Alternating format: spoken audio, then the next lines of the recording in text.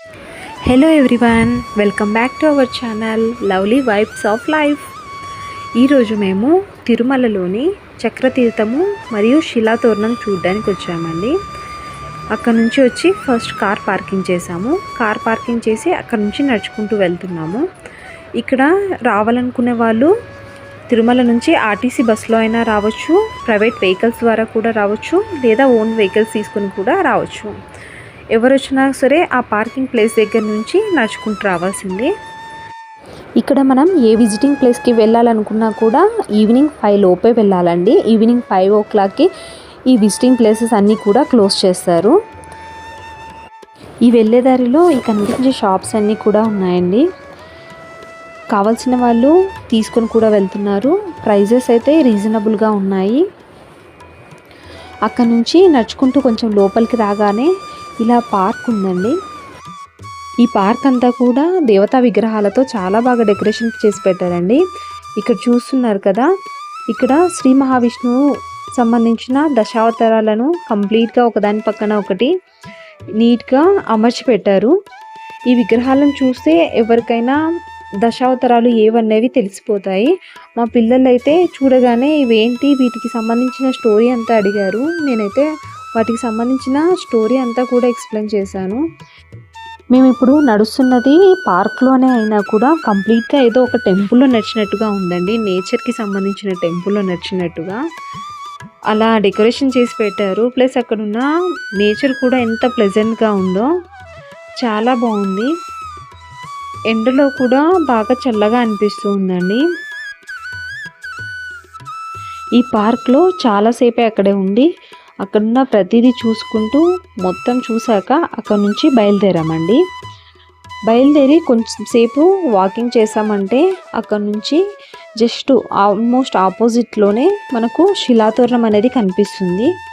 చూసారు కదా, ఇప్పుడు మీకు కనిపించేదే శిలాతోరణము. ఈ శిలాతోరణం అనేది ఎలా ఉందంటే, ఒక 2 కొండలు ఒక చిన్న బ్రిడ్జ్ లాగా ఫామ్ అయ్యాయండి. ఆ ఫామ్ అయిన బ్రిడ్జ్ కూడా ఎటువంటి సపోర్ట్ లేకుండా నిలబడి ఉంది.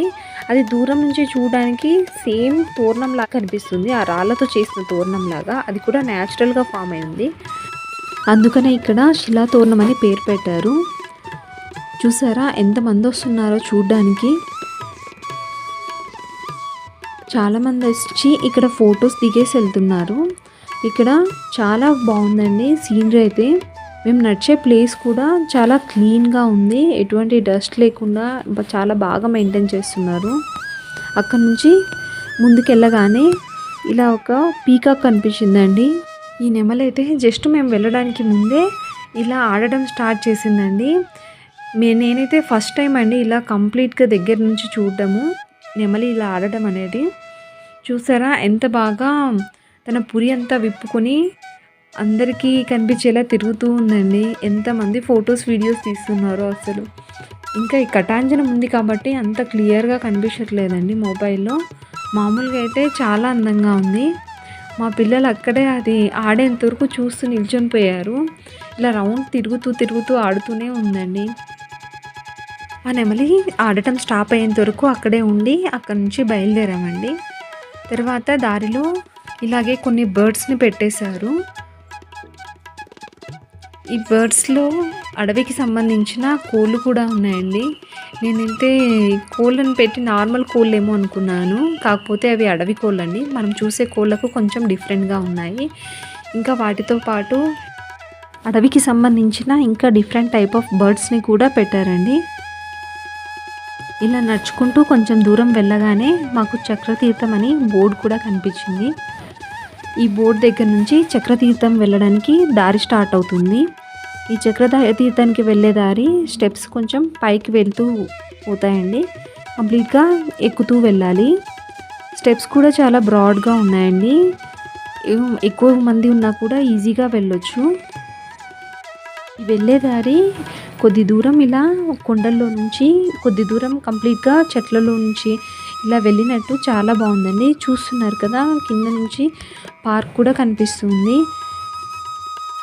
ఇక్కడ దారంతా కూడా చాలా బాగా ఎంజాయ్ చేస్తూ వెళ్ళొచ్చండి. అసలు మనం నడుస్తున్నామన్న ఫీలింగ్ కూడా కనిపించదు. అక్కడ ఉన్న కంప్లీట్ రౌండ్ ఆఫ్ నేచర్ని చూస్తూ ఎంజాయ్ చేస్తూ వెళ్ళొచ్చు. చూసారు కదా నేచర్ ఎంత బాగా కనిపిస్తుందో. ఇలా వెళ్తుండగానే చక్రతీర్థం కూడా మాకు దగ్గరకు వచ్చేసిందండి. చూసారా ఇక్కడ కనిపిస్తున్న నీళ్ళేనండి చక్రతీర్థం అంటే.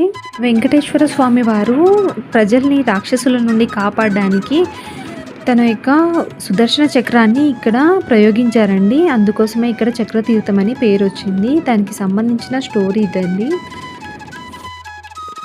అక్కడి నుంచి వెళ్ళే దారిలో ఇలా రుద్రాక్షలు అమ్ముతూ ఉన్నారండి.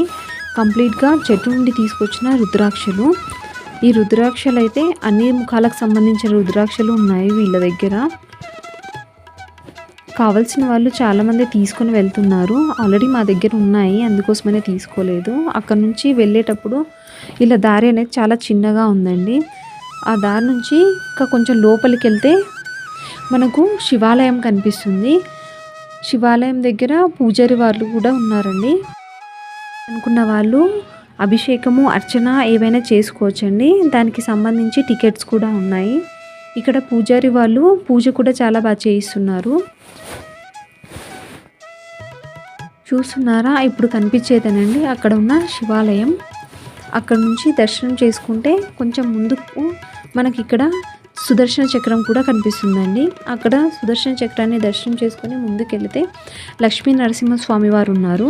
ఇక్కడ స్వామివారి దగ్గర ఆత్మ ప్రదక్షిణ చేసి దీపాలను వెలిగిస్తూ ఉన్నారండి. అక్కడ నుంచి మళ్ళీ రిటర్న్ వెళ్ళిపోవడమే. మనం వచ్చేటప్పుడు ఏవేవైతే చూస్తామో మళ్ళీ అవి వెళ్ళేటప్పుడు కూడా కనిపిస్తాయండి. ఇలా చక్రతీర్థం దగ్గర నుంచే వెళ్ళాలి. అక్కడ నుంచి మళ్ళీ సేమ్ రిటర్న్ జర్నీ ఉంటుంది. తీర్థం దగ్గర మనం లోపలికి వెళ్ళడానికి లేదండి. కంప్లీట్ బయట నుంచే చూసి దర్శనం చేసుకుని వెళ్ళిపోవాలి. స్టెప్స్ అన్నీ మళ్ళీ కొంచెం అప్ అండ్ డౌన్స్లో ఉంటాయండి. వెళ్ళే దారిలో ఇలా పిల్లలకి సంబంధించిన టాయ్స్, లేడీస్కి సంబంధించిన బ్యాంగిల్స్, క్లిప్స్ అనేవి చాలానే ఉంటాయి. మేము మా పిల్లల కోసం కొన్ని టాయ్స్ తీసుకున్నామండి.